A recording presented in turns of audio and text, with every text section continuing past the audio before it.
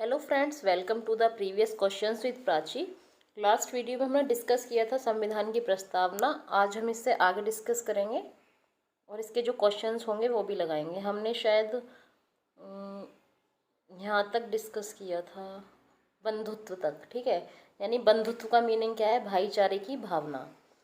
बंधुत्व में दो बातों को सुनिश्चित करना होता है, पहला व्यक्ति का सम्मान और दूसरा देश की एकता और अखंडता।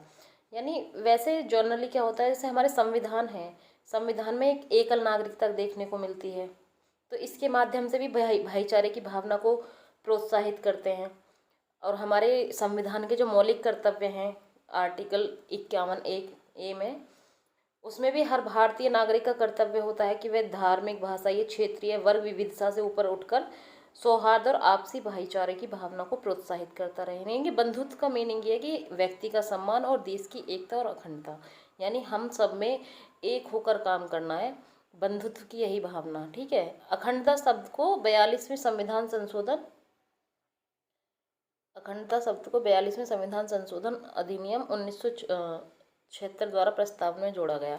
हमने ये भी पढ़ा था ना कि धर्मनिरपेक्ष, समाजवादी और अखंडता, तीन शब्दों को 42वें संविधान संशोधन 1976 में संविधान में जोड़ा गया था। ये सवाल जनरली पूछे जाते हैं, कभी इसका क्रम पूछा जाता है कि संविधान में इन शब्दों का क्रम क्या है। जैसे हमने जो इसकी प्रस्तावना है उसमें एक बार देखेंगे, ये क्वेश्चन पीसीएस में पूछा था एक बारी कि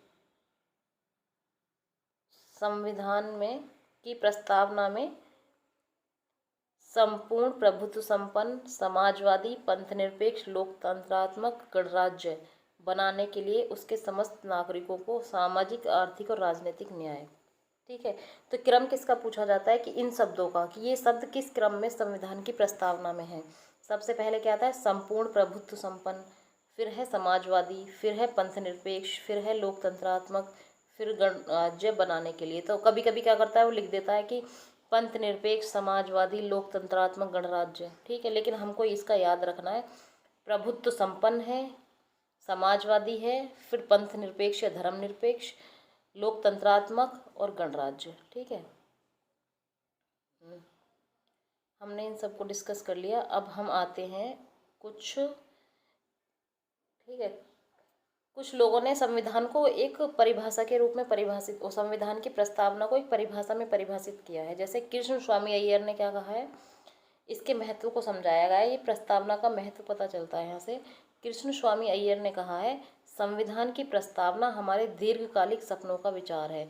यानी कि हमने जो बहुत लंबे समय से सपने देखे थे, उनका विचार ही हमारी संविधान की प्रस्तावना है, ठीक है। ये सीधे सीधे स्टेटमेंट दे देते हैं और पूछ लेते हैं किसका कथन है। वैसे ही के.एम. मुंशी ने भी परिभाषित किया है। उन्होंने बोला, प्रस्तावना हमारी संप्रभु लोकतांत्रिक गणराज्य। ये तो वही शब्द हैं जो प्रस्तावना में है, लोक संप्रभु, समाजवादी, लोकतांत्रिक गणराज्य, ठीक है, उसी में। तो उन्होंने यही बोला है कि प्रस्तावना हमारी संप्रभु लोकतांत्रिक गणराज्य का भविष्य फल है। नेक्स्ट है एम हिदायतुल्ला।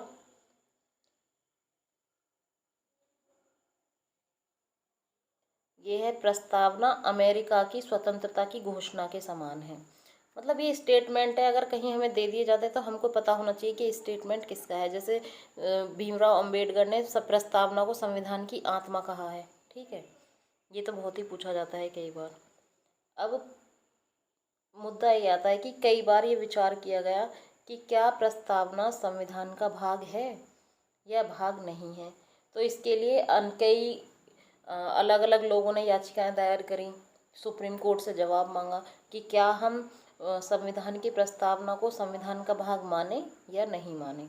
तो एक बेरूवाड़ी संघ मामला आता है 1960 में। इससे सीधे सीधे सवाल कभी कभी ये आता है कि बेरूवाड़ी संघ मामला किससे संबंधित है, तो प्रस्तावना से संबंधित है। किस सन में ये याचिका दायर हुई थी, तो 1960 में इसका वो आया था, ठीक है। तो बेरूवाड़ी संघ मामले 1960 में सुप्रीम कोर्ट ने कहा था कि प्रस्तावना संविधान में निहित सामान्य प्रयोजनों को दर्शाता है। यानी कि जो संविधान में हमारे जो सामान्य प्रयोजन हैं, उनको प्रस्तावना दर्शाती है। जैसा कि हमने बताया था कि हमारी प्रस्तावना से हमारे संविधान की झलक दिखाई देती है। हमारे संविधान में जो जो दिया गया है वो सब हमारी प्रस्तावना में निहित है। तो यही उसने बोला कि सुप्रीम कोर्ट ने, कि प्रस्तावना संविधान में निहित सामान्य प्रयोजनों को दर्शाता है और इसलिए संविधान निर्माताओं के मस्तिष्क की कुंजी है। जाहिर सी बात है कि जब संविधान निर्माताओं के दिमाग में जो जो आया, उन्हें जो जो चीज़ें अपने संविधान में निहित करनी थी या जो जो उन्होंने निहित की, उन्हीं की तो कुंजी है वो, उनके मस्तिष्क की तो कुंजी है संविधान। ठीक है। इसके अतिरिक्त अनुच्छेद में प्रयोग की गई व्यवस्थाओं के अनेक अर्थ निकलते हैं। इस व्यवस्था में उद्देश्य को प्रस्तावना में शामिल किया गया है। इसकी व्याख्या करते हुए सुप्रीम कोर्ट ने कहा कि प्रस्तावना संविधान का भाग नहीं है। तो हमसे सीधा सीधा क्या पूछा जाता है कि बेरुवाड़ी संघ मामले में क्या कहा गया कि क्या प्रस्तावना संविधान का भाग है? तो बेरुवाड़ी संघ मामले 1960 में प्रस्तावना को संविधान का भाग नहीं बताया है। सेम एज ऐसे ही केरल के केशवानंद भारती थे, जो शायद महंत थे। केशवानंद भारती मामला 1973 में आया था। इन्हें भी पूछा तो इसकी व्याख्या करी थी जो सुप्रीम कोर्ट ने, तो इसमें 1973 में सुप्रीम कोर्ट ने ये कह दिया केशवानंद भारती मामले में कि प्रस्तावना संविधान का भाग है।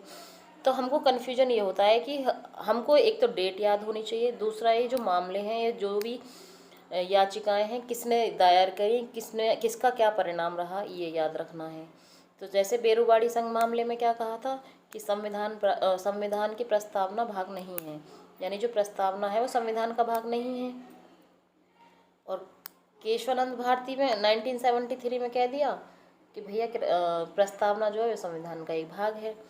तो ये कन्फ्यूजन क्रिएट हो जाता है यहाँ से। तो हमको याद रखना है कि सबसे पहले मना किया गया, यानी 1960 में सबसे पहले आया बेरुवाड़ी संघ मामला, उसमें मना किया कि संविधान का भाग नहीं है प्रस्तावना। और 1973 में बोला कि प्रस्तावना संविधान का एक भाग है। ठीक है। उसके बाद एक और केस आता है LIC of India 1995। LIC of India 1995 वाले में सुप्रीम कोर्ट ने क्या कहा कि प्रस्तावना संविधान का आंतरिक हिस्सा है, यानी कि एक पार्ट है, इंटरनल पार्ट है संविधान का। जैसे हमारे अनुच्छेद हैं, अनुसूची हैं, ये सब उसका आंतरिक हिस्सा है संविधान का, वैसे ही प्रस्तावना भी आंतरिक हिस्सा है। तो इन परिणामों में हमेशा मतभेद रहे हैं।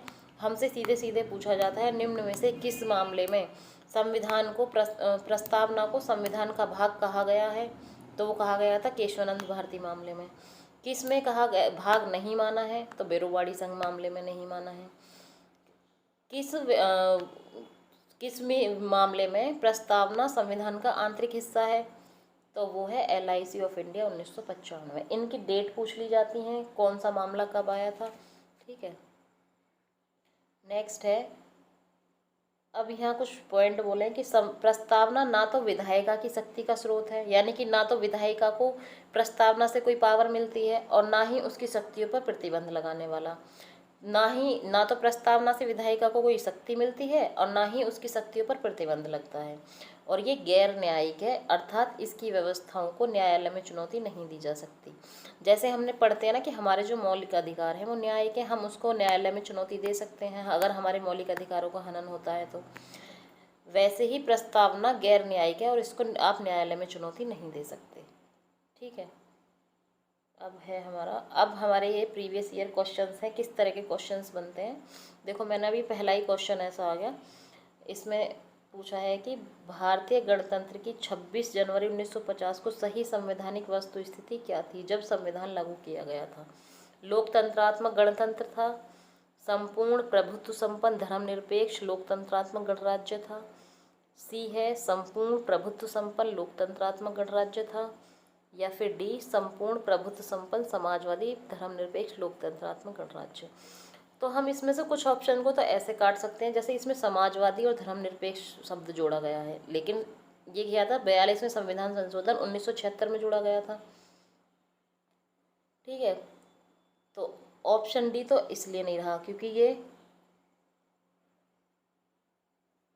समाजवादी शब्द और धर्मनिरपेक्ष और अखंडता शब्द जो थे 42वें संविधान संशोधन 1976 में जोड़े गए थे। ठीक है। और मूल संविधान में लोकतंत्र गणतंत्र खाली नहीं था, इसके साथ संपूर्ण प्रभुत्व संपन्न भी जुड़ा हुआ था। वैसे ही इसमें धर्मनिरपेक्ष शब्द दे दिया जो कि 1976 में जोड़ा था, तो इसका ऑप्शन सी सही होगा, संपूर्ण प्रभुत्व संपन्न लोकतंत्रात्मक गणराज्य। ठीक है। ये बराबर वाला सेम क्वेश्चन दिया है, इसमें एरर है, इसके ऑप्शंस जो हैं वो थोड़े गलत दिए हैं। जैसे संविधान की प्रस्तावना के निम्नलिखित में कौन सा क्रम सही है? हमने क्या पढ़ा था? प्रभुत्व संपन्न, समाजवादी, धर्मनिरपेक्ष। इसमें कहीं भी वो नहीं दिखने को मिला। प्रभुत्व संपन्न, समाजवादी, धर्मनिरपेक्ष नहीं है। गणतंत्र और उसके बाद लोकतंत्र, ये गलत है। तो इसलिए जो इसका सही वो है, वो क्या है, क्रम है, वो है सार्वभौम, सत्ता संपन्न, समाजवादी, धर्मनिरपेक्ष, लोकतंत्रात्मक, गणतंत्र। तो ये सीक्वेंस हमें याद रखना है और ये सीक्वेंस पेपर में पूछ लिया जाता है, या फिर ये पूछ लेते हैं कि इस शब्द के बाद कौन सा शब्द है। सीधे सीधे सिंपल पूछते हैं कि कौन सा हमारे संविधान की प्रस्तावना को किस संविधान से लिया गया है, तो अमेरिका के संविधान से लिया गया है। उसमें क्या उद्देश्य, हमारे सारे जो संविधान के हैं, जो हमारे संविधान में निहित हैं, वो सब हमने प्रस्तावना में एक झलक देखने को मिलती है उसकी। ठीक है। क्वेश्चन नंबर 3 है, भारत के संविधान के निर्माताओं का मत निम्नलिखित में से किसमें प्रतिबंधित होता है? आपके प्रस्तावना में, मूल अधिकार में, डीपीएसपी यानी राज्य के नीति निर्देशक तत्व में, मूल कर्तव्यों में। हमने अभी पीछे थोड़ा सा पढ़ा था कि संविधान की जो प्रस्तावना है विधायिका को ना तो शक्ति देती है और ना ही उस पर प्रतिबंध लगाती है। ठीक है, तो इसका आंसर क्या होगा? ऑप्शन ए, उद्देश्य का। क्वेश्चन नंबर 6 है ये, भारतीय संविधान की प्रस्तावना में भारत को किस रूप में घोषित किया गया है? भारत कैसा है? सार्वभौम प्रजातांत्रिक गणतंत्र है, समाजवादी प्रजातांत्रिक गणतंत्र है, सार्वभौम समाजवादी धर्मनिरपेक्ष प्रजातांत्रिक गणतंत्र है। तो ऑप्शन सी ही इसका सही होगा। हम कई बार पढ़ चुके हैं इसको, इसका सीक्वेंस ही पढ़ लिया हमने। सार्वभौम या संप्रभुत्व संपन्न या फिर सार्वभौम समाजवादी धर्मनिरपेक्ष प्रजातांत्रिक गणतंत्र है। ठीक है, इसकी व्याख्या क्या है? भारत के संविधान के निर्माताओं का मत प्रियम्बल में प्रतिबंधित होता है। यह संविधान निर्माताओं की मन स्थिति को समझने की एक कुंजी है। हमने ये पढ़ा था कि ये के.एम. मुंशी का कथन था। उन्होंने कहा था कि ये संविधान निर्माताओं की मन स्थिति की एक कुंजी है या उनके मस्तिष्क की कुंजी है। ठीक है, यह संविधान निर्माताओं के सिद्धांतों, आदर्शों को प्रदर्शित करता है। संविधान की प्रस्तावना देश की नियति को आकार देने में प्रमुख भूमिका निभाई है और 13 दिसंबर 1946 को संविधान सभा के समक्ष जवाहरलाल नेहरू द्वारा प्रस्तुत उद्देश्य प्रस्ताव को 22 जनवरी 1947 को पारित किया गया। इसे ही परिवर्तित करके संविधान की प्रस्तावना के रूप में स्वीकार कर लिया गया। यानी जो हमारा उद्देश्य प्रस्ताव था उसमें क्या था, हमारे उद्देश्य से ही तो झलक रहे थे कि हमें कैसा भारत चाहिए, हमें भारत में किस तरह का न्याय चाहिए, मौलिक अधिकार चाहिए, आर्थिक राजनीतिक न्याय चाहिए, हमको एक स्वतंत्र भारत चाहिए जो किसी का डोमिनियन ना हो, अपना वो स्वतः अपने आप पे निर्भर हो, किसी के ऊपर निर्भर ना हो। तो वही चीज़ हमारी प्रस्तावना में झलकती है कि हमें कैसा हमारा संविधान कैसा है, हमारे संविधान में किस किस बारे में चर्चा की गई है और क्या क्या प्रावधान है। ठीक है, नेक्स्ट है, भारत के संविधान की प्रस्तावना में कितने प्रकार के न्याय, स्वतंत्रता, समानता, भ्रातृत्व उसी क्रम में उल्लेख करें। हमें कितने प्रकार का न्याय, हमें 3 तरह का न्याय दिया गया है, सामाजिक, आर्थिक और राजनीतिक। ठीक है, स्वतंत्रता हमें 5 प्रकार की स्वतंत्रता दी गई है। समानता, हमें 2 प्रकार की समानता है। और भ्रातृत्व यानी एक, भाईचारे यानी बंधुत्व, जो हम पढ़ चुके हैं पीछे, आप इसको रिवाइज कर सकते हैं। यूपीपीसीएस 2018 का क्वेश्चन है ये। तो इसको हमें ये इससे क्वेश्चन यही बनते हैं कि कितने न्याय हैं, कितने तरह की, कितने प्रकार की स्वतंत्रता है। ठीक है, और कितने प्रकार की समानता है। तो न्याय सामाजिक, आर्थिक और राजनीतिक हो गए। स्वतंत्रता कितनी हो गई हमारी विचार की स्वतंत्रता है, अभिव्यक्ति की स्वतंत्रता है, धर्म की, विश्वास की, उपासना की, 5 प्रकार की स्वतंत्रता है। और भ्रातृत्व समता हमें 2 तरह की, प्रतिष्ठा की और अवसर की समता है। ठीक है, और उसके बाद जो हमारा बंधुत्व है वो 1 तरह का है। मतलब तो हमारा ऑप्शन ए इसका सही आंसर होगा। ठीक है, नेक्स्ट क्वेश्चन है, इन शब्दों पर विचार करो। समाजवादी, प्रजातांत्रिक, धर्मनिरपेक्ष या सार्वभौमिक। सही शब्दों को विचारानुसार क्रम दीजिए। तो सबसे पहले क्या होगा हमारा, सार्वभौमिक, समाजवादी, धर्मनिरपेक्ष। तो CAD यानी ऑप्शन ए सही होगा।